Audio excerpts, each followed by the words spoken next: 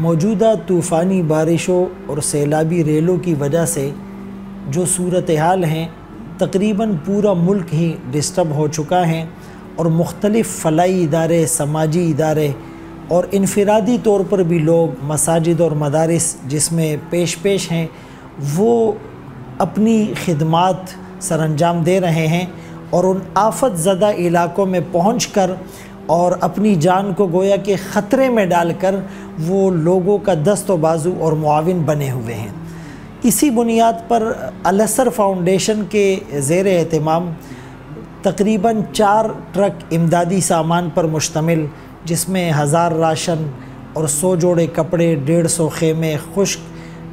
غذائی چیزیں اور میڈیسن وغیرہ یہ پہنچائی گئی، اور ہم نے خود بلوچستان کے متاثرہ علاقوں بیلا، اوتھل میں اور وہاں کے جو مضافات اور گوٹ میں جا کر صورتحال دیکھی،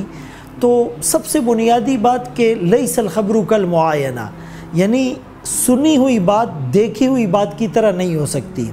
آپ جب کسی چیز کو سنتے ہیں تو آپ کی فیلنگز کچھ اور ہوتی ہے، اور جب آپ گراؤنڈ پر جا کر اپنی آنکھوں سے دیکھتے ہیں ٹوٹے ہوئے گھر ہیں اور منہدم آبادیاں ہیں اور بھوکے پیاسے لوگ ہیں اور ان کے تن پر لباس بھی پورا نہیں، اور پھر وہ مختلف علاج کی سہولتوں سے اور بنیادی ضروریات سے بھی محروم ہیں، تو ان کے چہروں پر جو ایک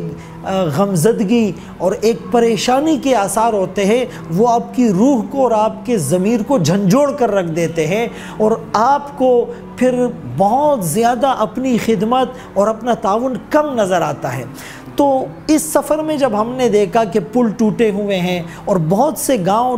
وہ ٹل ناؤ ایسے ہیں کہ وہ چاروں طرف سے پانی میں گھرے ہوئے ہیں اور وہاں سے بچے اور عورتوں کا نکلنا مشکل ہے، تو وہاں کے کچھ نوجوان اس پانی میں تیر کر یا وہ پانی میں چل کر آتے ہیں، اور پھر جہاں تک ٹیمیں جاتی ہیں ان کو راشن دیتی ہے، وہ اپنے سروں پر لے جا کر اس کو پھر تقسیم کرتے ہیں۔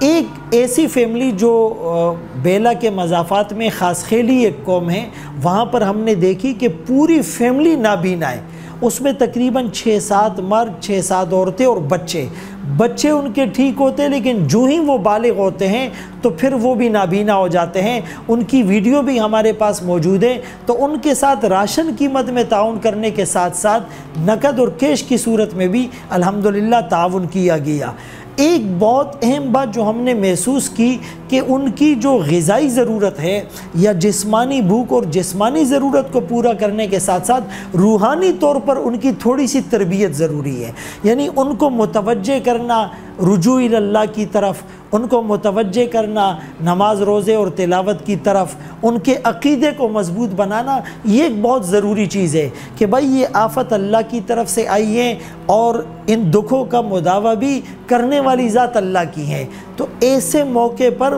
ہم ایثار کا جذبہ ہو، ایسا نہ ہو کہ کچھ طاقتور لوگ زیادہ راشن لے لے اور غریبوں کو کچھ نہ ملے۔ بعض جگہ پر میکینزم نہ ہونے کی وجہ سے یا ٹیم ورک یا ٹیم مضبوط نہ ہونے کی وجہ سے ایسی صورتحال کا سامنا بھی ہے۔ تو جب ان کی تربیت ہوگی اور ان کی مائنڈ گرومنگ ہوگی اور ایثار کا جذبہ ان کے اندر ہوگا تو وہ خود سے ایک منصفانہ ڈسٹریبیوشن اور تقسیم کا عمل وجود میں آئے گا، وگرنہ یعنی پوری مشینری آپ انوالو کرنے کے باوجود بھی شاید اپنے مقاصد کو اس حد تک آپ کامیاب نہ ہونے پائے۔ اسی لیے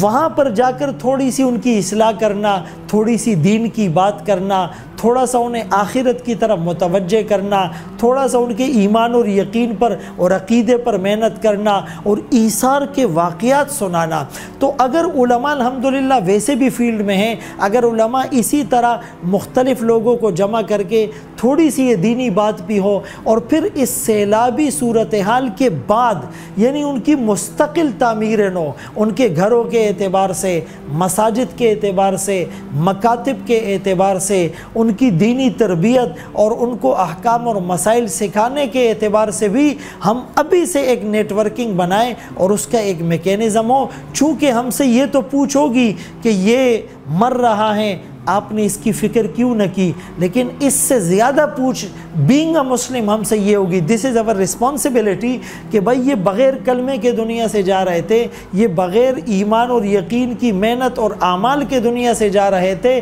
تو ان کے اوپر ہم نے کیا محنت کی؟ تو میرے خیال میں اس پس منظر میں اس اسپیکٹ سے اگر ہم محنت کریں گے اور ابھی سے ہماری ایک ترتیب ہو، بڑے بڑے ادارے بھی اس بات کی طرف متوجہ ہو جائے، تو انشاءاللہ العزیز یہ ہمارے اور ان کے لیے دین اور دنیا کے اعتبار سے بہت ہی زیادہ مفید بات ہوگی۔